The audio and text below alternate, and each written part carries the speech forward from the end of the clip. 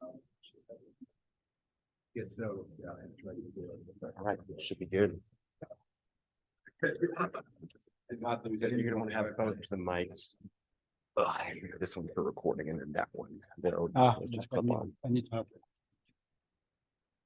Yeah. Ooh, I can't move then. Yeah, it's a little. Oh, so I need this one and that one. Okay. Just start with this one. You Is it just put that switched off? It should be on. Let's see here. Yep, that's on now. Yeah, we've got controls up there. So once my partner gets up there, he'll touch it. So you can put that. This one should be okay. But then it's not gonna wear very many times.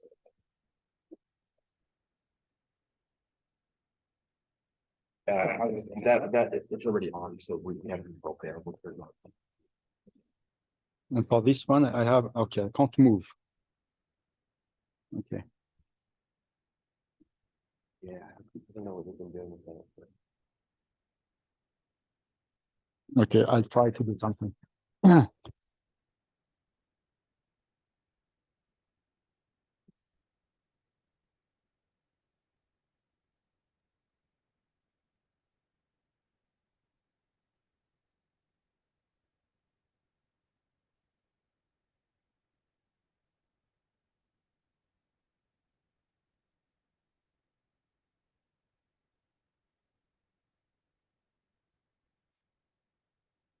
It works.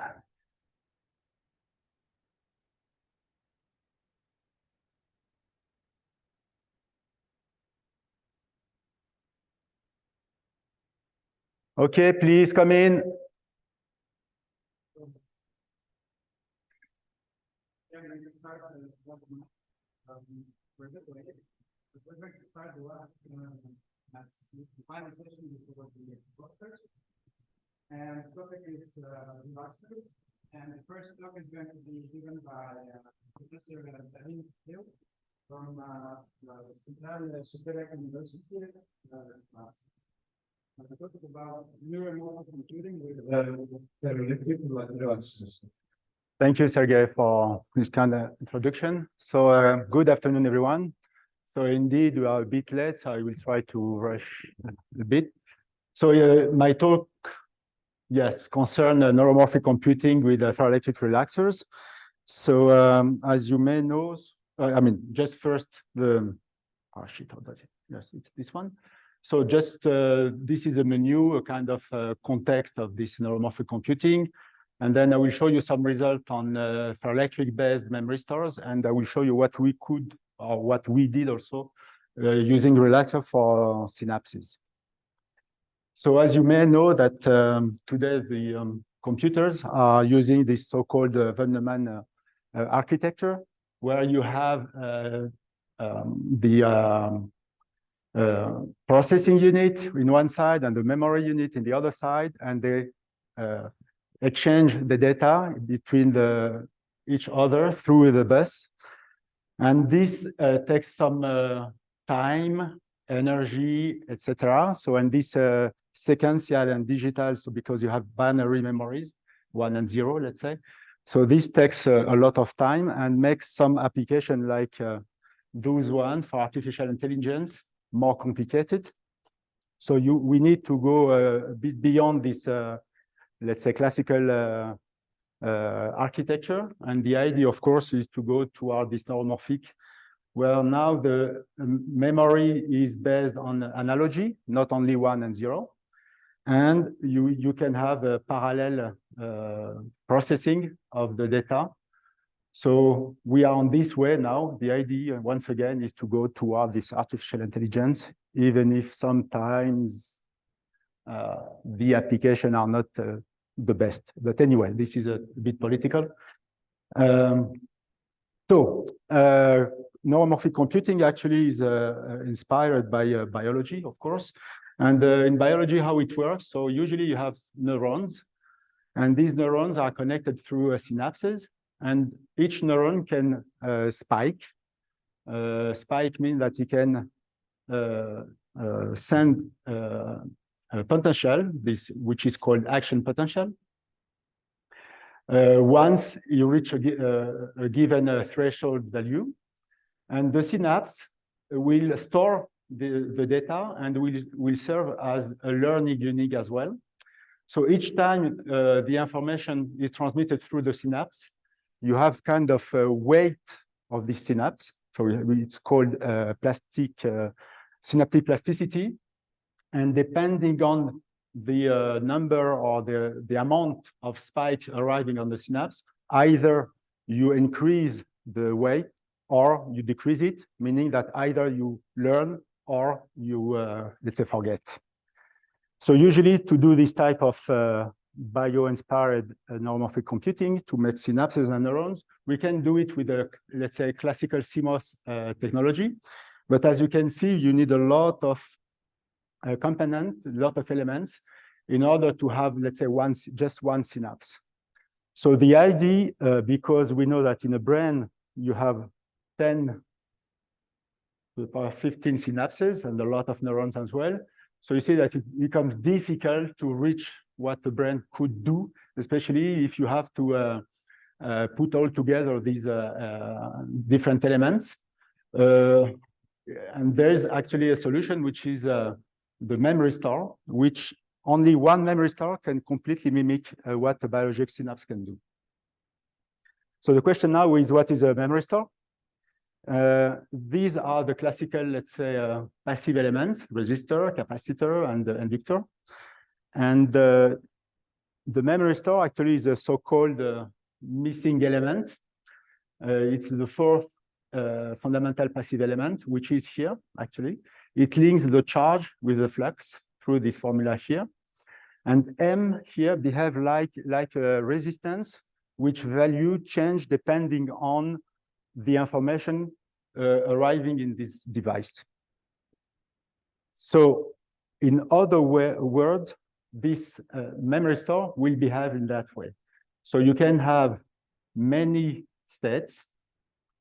So you can change these states just by playing with voltage, polarity, duration, amplitude of the voltage. And each of these states are stable. So we have non-volatile memories. So you see, you can have, this is the difference between, let's say, the classical one, the binary one, which you have only the off and on state. Here you can have many different states.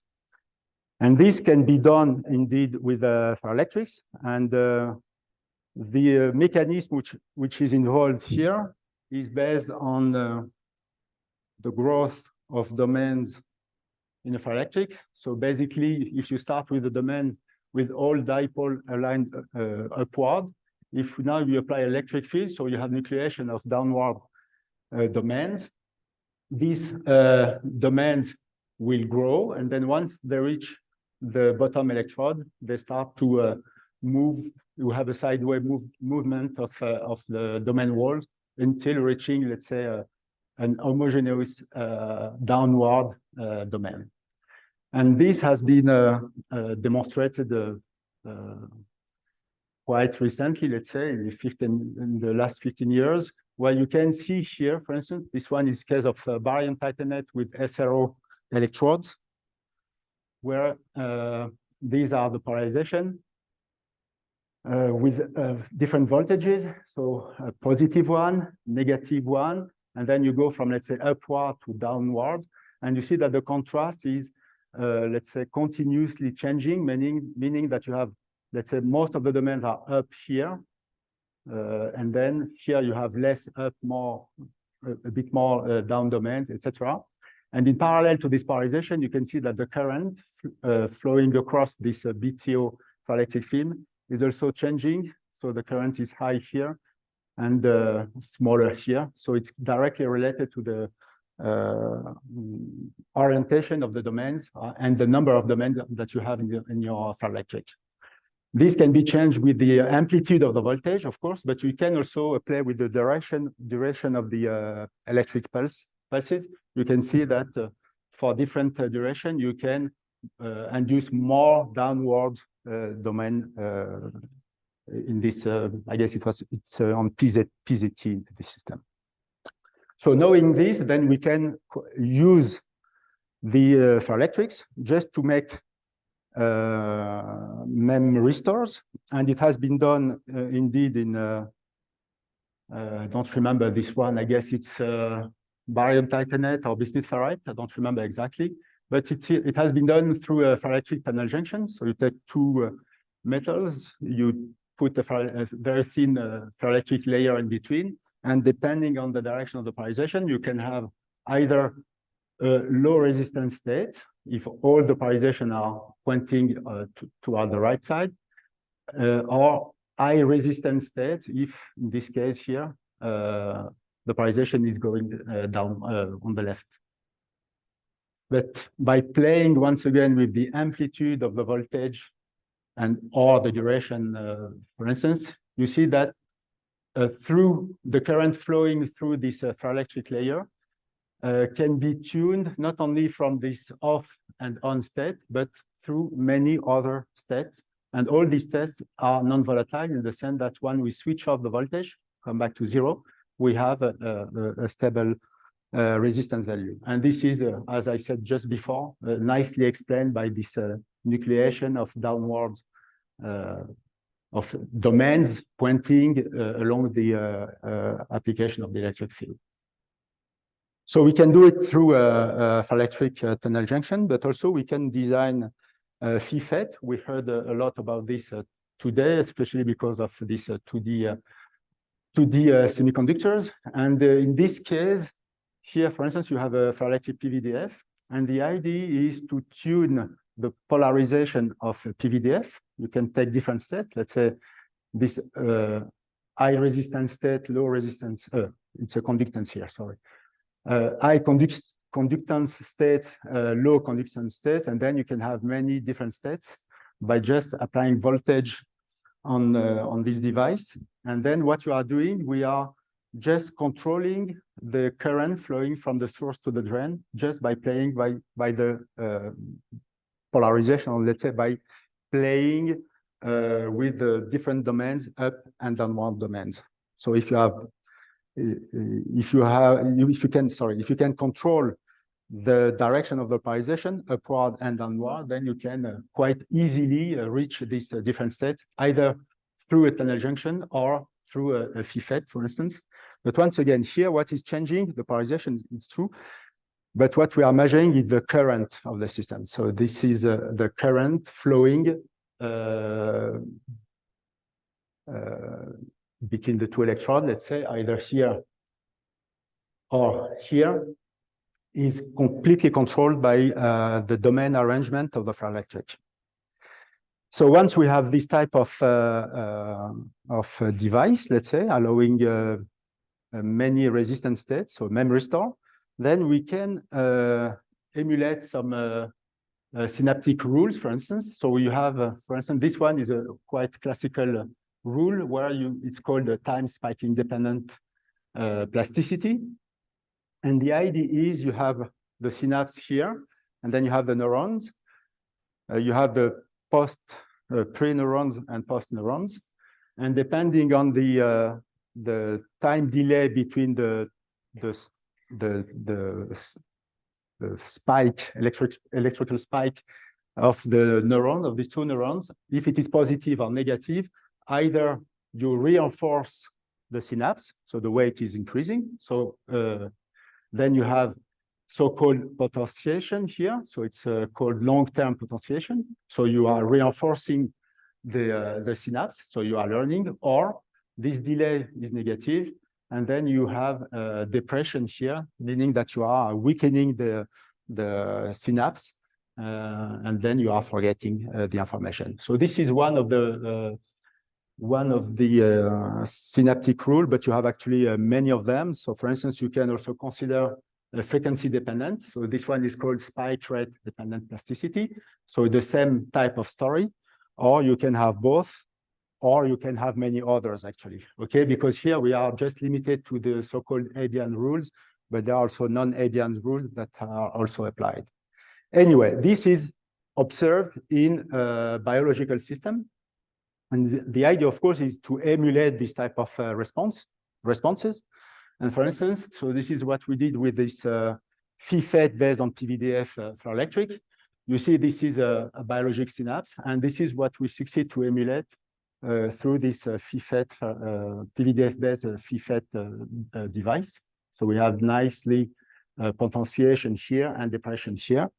And we can also mimic this rule, this other synaptic rule, SRDP, where you can see that you have here the potentiation and the depression here.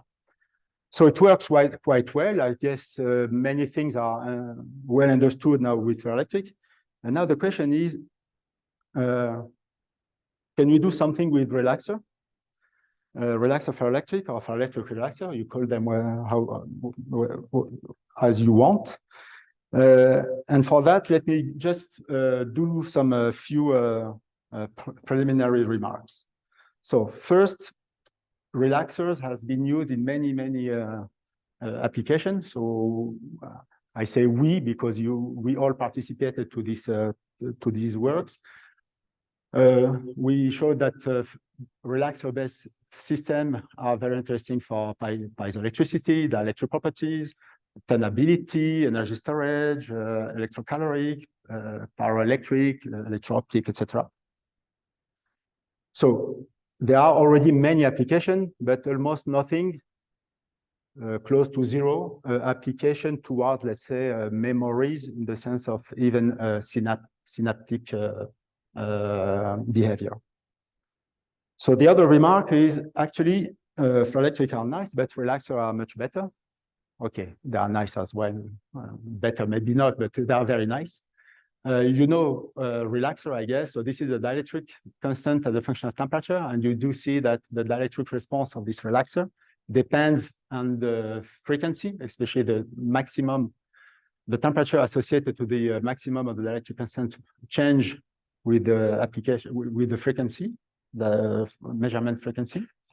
And this tells us that there are a very peculiar dynamic in this system, which is, let's say, controlled or understood through the so-called polar nanoregion or nanodomain and their dynamics.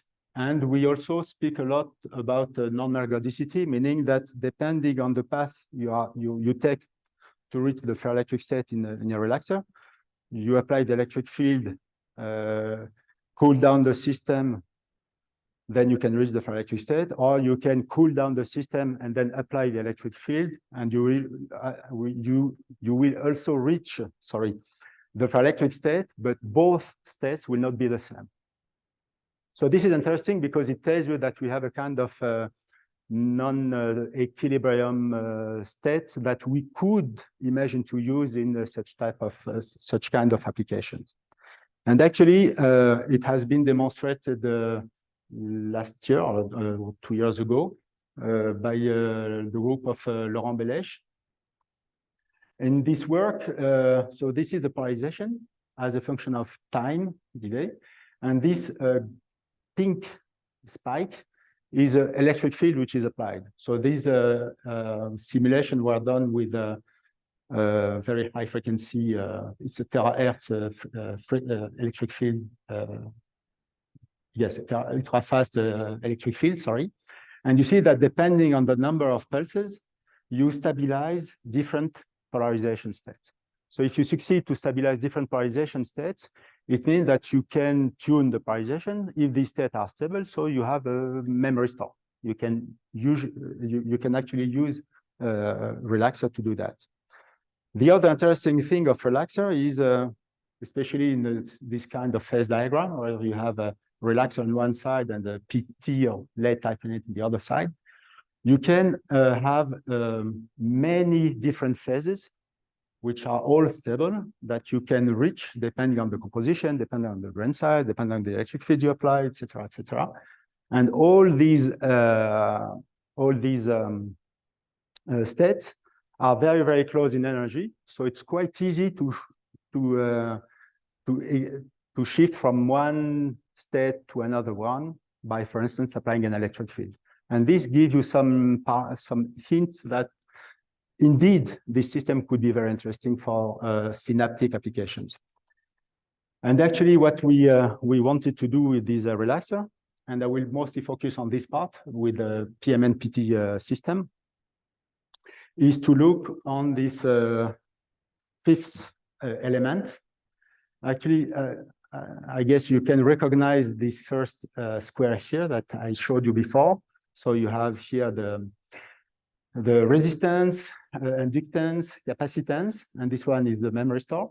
And actually, you have also some link between the flux here and the conductivity here, the charge, and the density of charge and the charge here. So this one, we saw it already. This is the Memristor, but you can have also a link between these two parameters through these Memcapacitors. So Memcapacitors, the idea is exactly the same as the Memristor, but it's a capacitance which that you can modulate by application of voltages. And the idea is, especially the work of this main element with Longchen, who did a lot of work on this topic.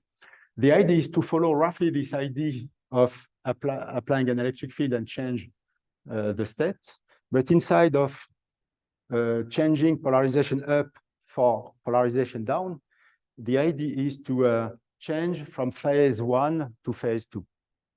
So the idea is a bit different because now, indeed, we can, like here, change the polarization, but also we can, as phase 1 and phase 2 are quite different, the dielectric response will be different, and therefore we can also tune the capacitance in that case. Okay, so this is the idea, the basic concept. And for that, what Long did is we had some problem with the PLD growth, blah, blah, blah. So we took just a single crystal of PMNPT. And then the idea was to apply electric field and see what is happening. And we apply some pulses on the film and we follow the change of the structure.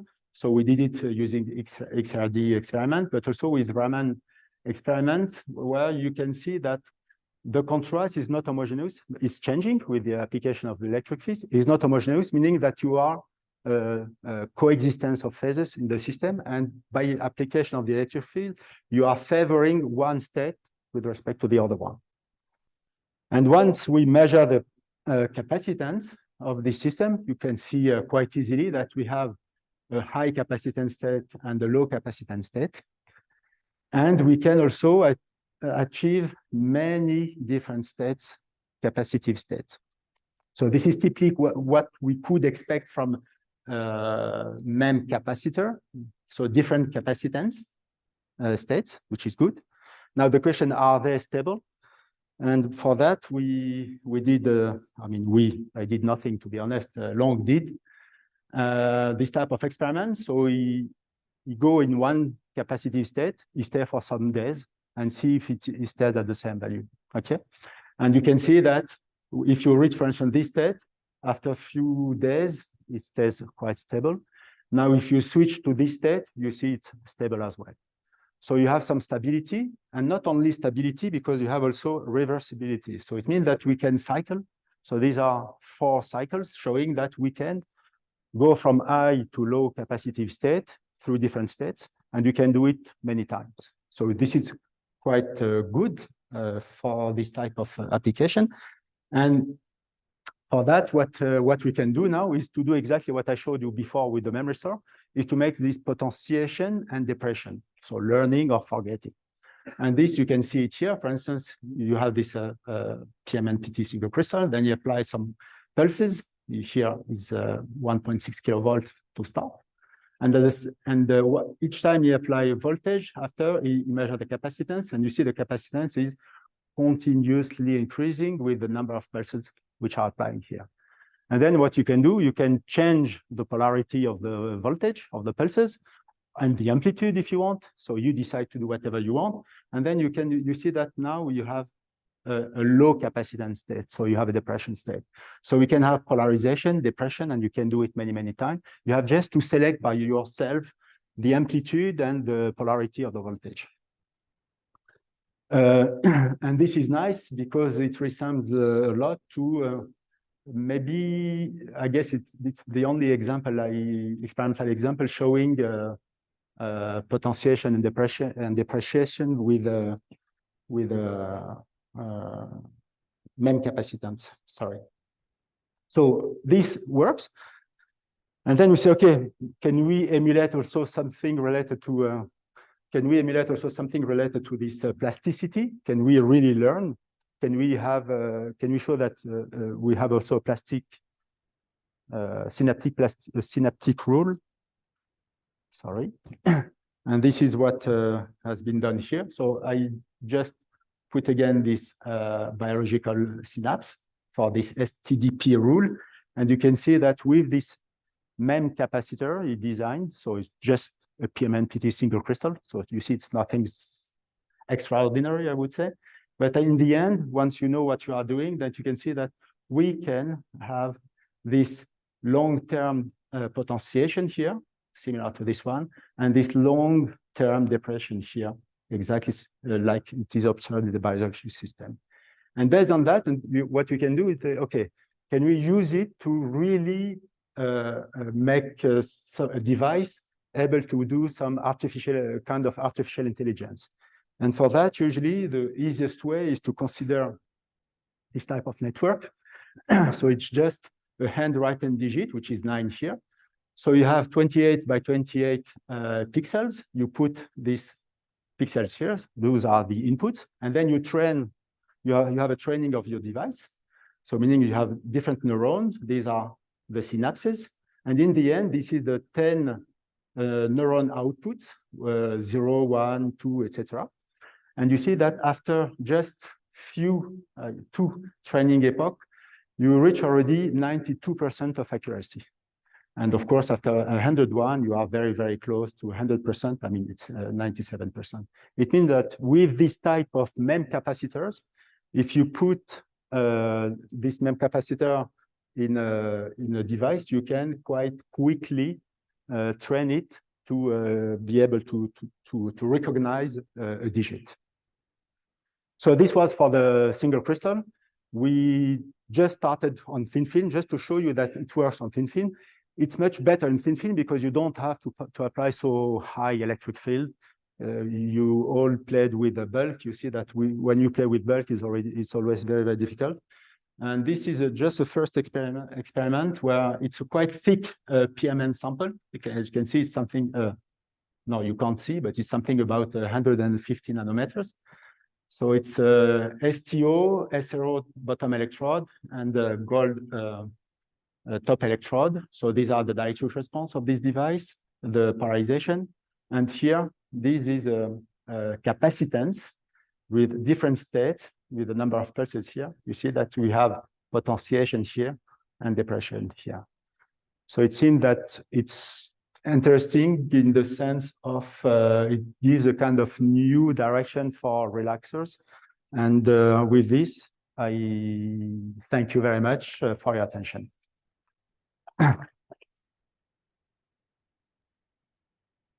Right, thank you, Brahim. Very nice talk, perfect timing. Now, go ahead with questions. Yeah.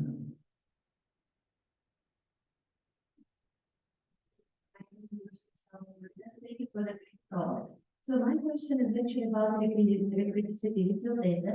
So if you go back to your electrical function as capacity to the function.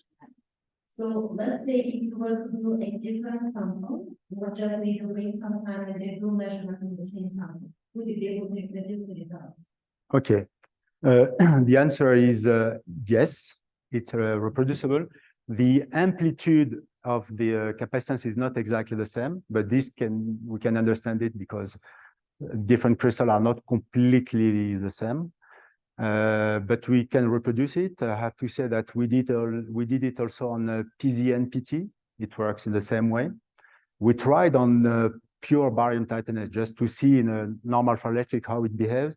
There is something, but it's very, very weak compared to what we observe here. So there is a reproducibility, let's say. Let's say that maybe we follow up when you were showing your latest data for the capacitance. I think that she is the capacitance that you observe. So I was wondering. Here. Yeah. How even the error one, if you will have a different sample. Yeah.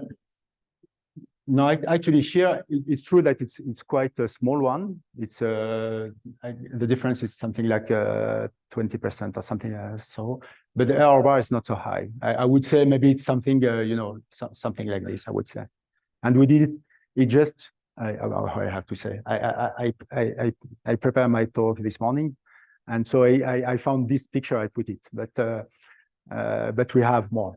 I can show you later. But yes, it works. I mean, we do observe this exactly the same thing. The error bar is not so big. What happens after 12? After 12, we just stop, but you can repeat it. So it depends only on you, which type of pulses you will apply. So if you apply positive or negative or high amplitude, low amplitude, you can, it's very similar to what we have for the bulk actually. So we can do this type of things, It depends really on the number of pulses, the amplitude of the pulse, and the polarity of the pulse. And even actually the duration of the pulse, it's also doing something this. Thank you.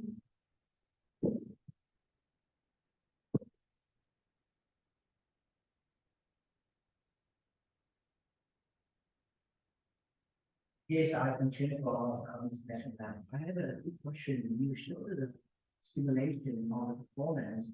I'm wondering which curve is this for simulation? Is this, I think you have one slide showing This one? Yes, like you have input answer. I can use the situation and refraction of input, right? We use this type of data, this one. Yes, that's right. Yes. Did you use the whole curve or just part of it? Because that looks not very linear.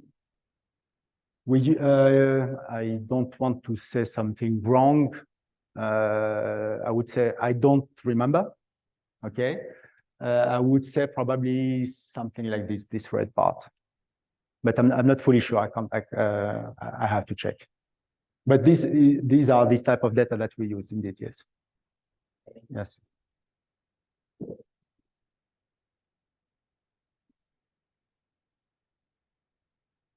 Okay, any other questions?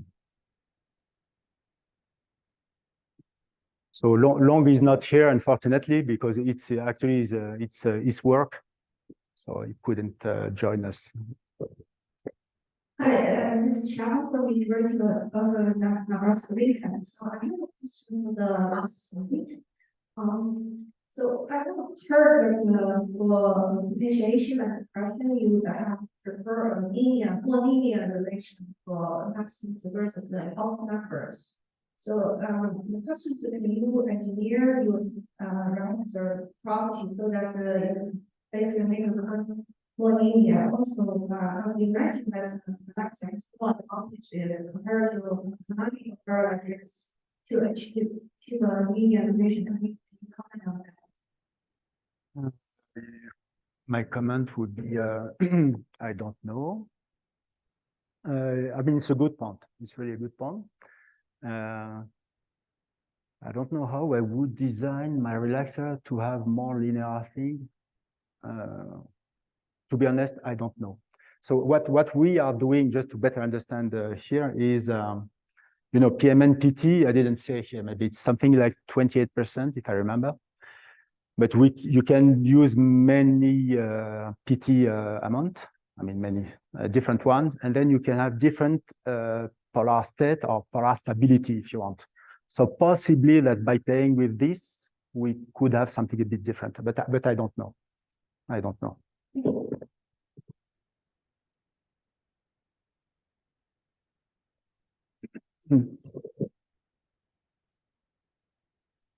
Jonathan from Brahim Dkhil. So I think I was listening to showing room temperature.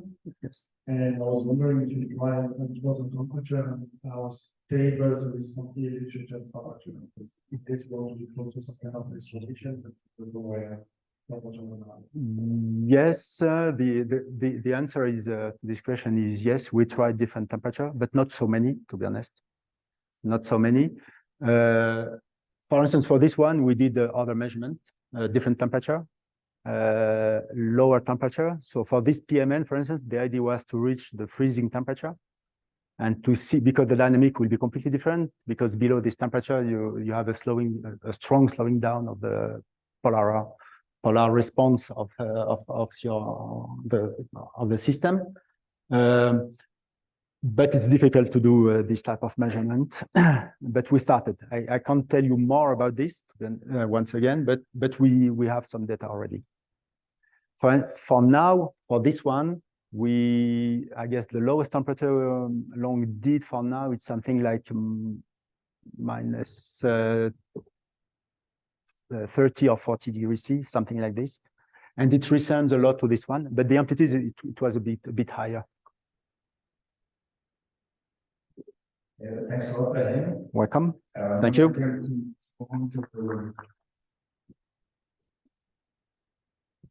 To the second invited talk of this session, which will be given by Professor Brahim Dkhil from University of Memristors. And the title of the talk is Understanding, Controlling, and Using of the